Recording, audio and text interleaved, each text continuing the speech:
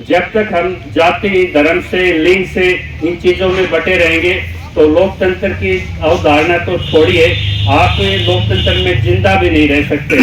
और दूसरी सबसे बड़ी आपकी आस्था पे चोट है, जब औरंगजेब का शासन सिरस पे था तो 200-250 साल आपने देखा होगा कबीर जी का, संतों का, फकीरों का एक 200-250 साल भक्ति काल चला था।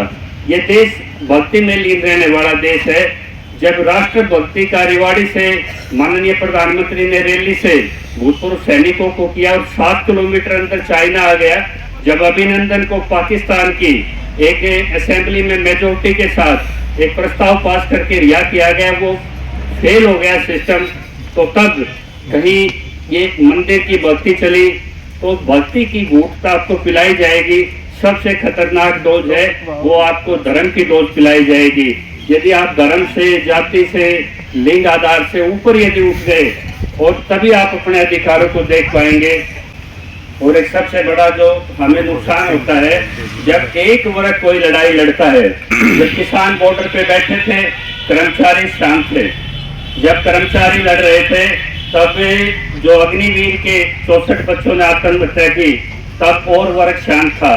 जब और किसी वर्ग पे चोट पड़ती है, आज किसी सीएम को यदि कपिल सिब्बल ये कहते हैं कि अप्रूवल के लिए कोई गिरफ्तारी लास्ट रिसोर्ट होता है, इन्वेस्टिगेशन के बगैर अप्रूवल की गिरफ्तारी नहीं हो सकती। यदि लोकतंत्र पे धत्ते पे डाल के किसी सीएम को अंदर फेंका जाता है तो ये आज आप तंत्र सड़कों पे है लेकिन दूसरा तंत्र उससे नहीं जोड़ रहा। तो हमें वो लोकतंत्र चिंतन विकसित करना होगा। एक उंगली पे यदि कोई चोट पड़ती है तो दूसरी उंगली पर भी उससे संवेदनशीलता करनी पड़ेगी।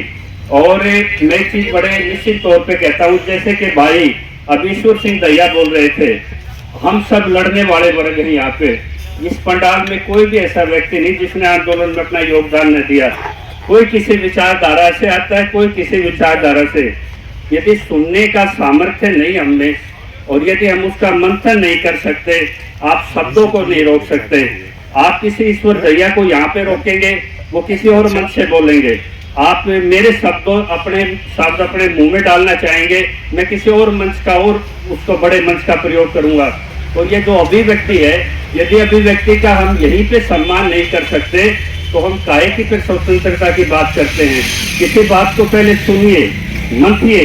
यदि आप उससे असहमत नहीं हैं तो अपनी बारी पे आके रखने के आप उसका तर्क के साथ उसका जवाब दीजिए।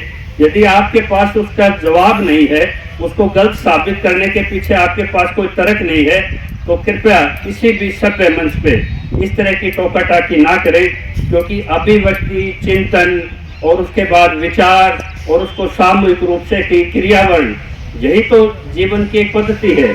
इसी को तो हम सिविलाइज कहते हैं कि हम इतने सालों के साथ सिविलाइज हो पाए, जुड़ पाए, एक दूसरे के दर्द के साथ जुड़ पाए। दूसरा, हमारा एक आंदोलन चल रहा है जिसमें निश्चित तौर पे भगत सिंह, राजगुरु, सुखदेव, इनके जीवन को यदि समझना है तो किसी एक मेरे शब्द से आप नहीं समझ सकते। भगत सिंह ने एक बुक लिखी थी, व्हाई आई एम एस्थेटिक, यानी कि मैं नास्तिक क्यों। और उनकी 2 किताबों के यदि आप अच्छे से पढ़ लेंगे और यदि आपको रात को नींद आ गई तो मैं दावे के साथ कहता हूँ आप सो नहीं पाएंगे उस रात को।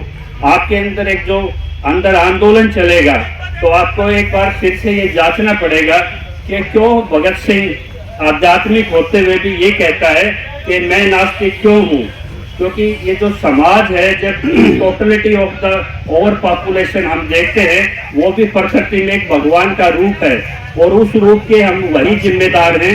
यदि हम सामूहिक रूप से यहाँ 200 आदमी मिलके यहाँ अग्नि में हम मिर्ची डाल दें तो सबकी आंखों में पानी आ जाएगा। और यदि हम खुशबू डाल दें, घी डाल दें तो यहाँ का वातावरण शुद्ध हो जाएगा। क्या कारण है?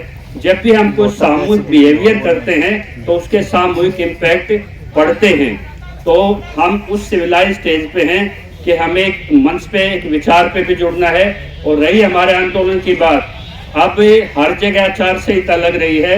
बहुत सी जगह जो सरकार के साथ मिलकर आंदोलन चलते हैं